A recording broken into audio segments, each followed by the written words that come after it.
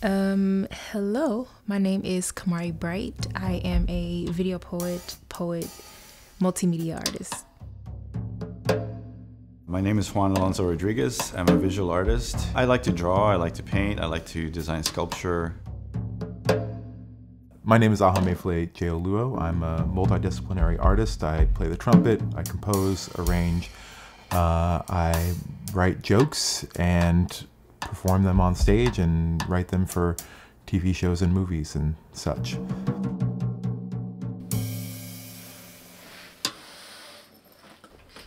I'm from the Midwest and I didn't see art as a viable option. And I think having access to this type of funding makes it possible for me to be an artist and not have to just work to live. Now I can live to do the work that I do. It can be used for expansion, and just having that space to play is pivotal, especially for someone like me who's still emerging.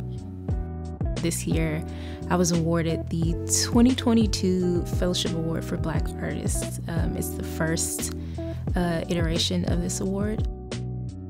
For me to be specifically a Black artist, I think that means that I utilize my history and my story in my artwork.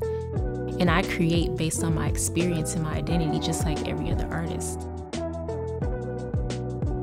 You know, every artist has different things that they have had access to and haven't had access to.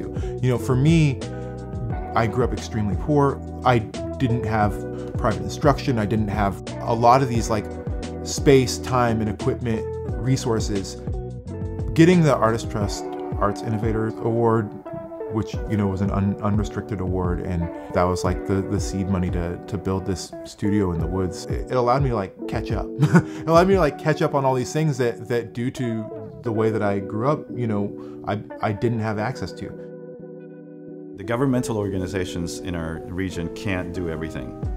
So it's really nice to have this nonprofit that's constantly on top of things and always changing. You can't support someone the right way unless you hear from the people that you're trying to support. I like the fact that Artist Trust changed when COVID hit, because it was necessary. It was necessary, you know, for people to have some like immediate emergency funds. You know, the world is always changing and the arts community is always changing as well. We reflect the times and the things that we see. And I think because of that, we have to be connected to our environment and the world around us. I really started to see the importance of connection for artists and the art community's connectedness in the pandemic. We saw people who were taking out of their own to make sure that the community was okay.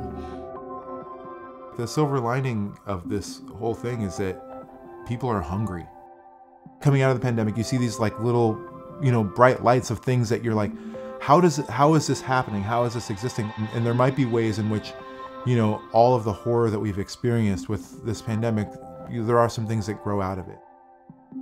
I need to concentrate on the things that I can solve, and in order for me to be able to solve those problems, I need to be doing something that puts me at peace. And coming to work and just making art, I'm putting my, you know, 2 grains of positive sand into the pot. There's a misconception that the arts isn't necessary or that it's an additive, but I believe art has a utility to it. It makes life more than just the processes of sustaining or surviving. Art chronicles history. It's an important part of our evolution and our being. So to even think about not supporting that at any moment, like it's giving up on the beauty of all that is around us.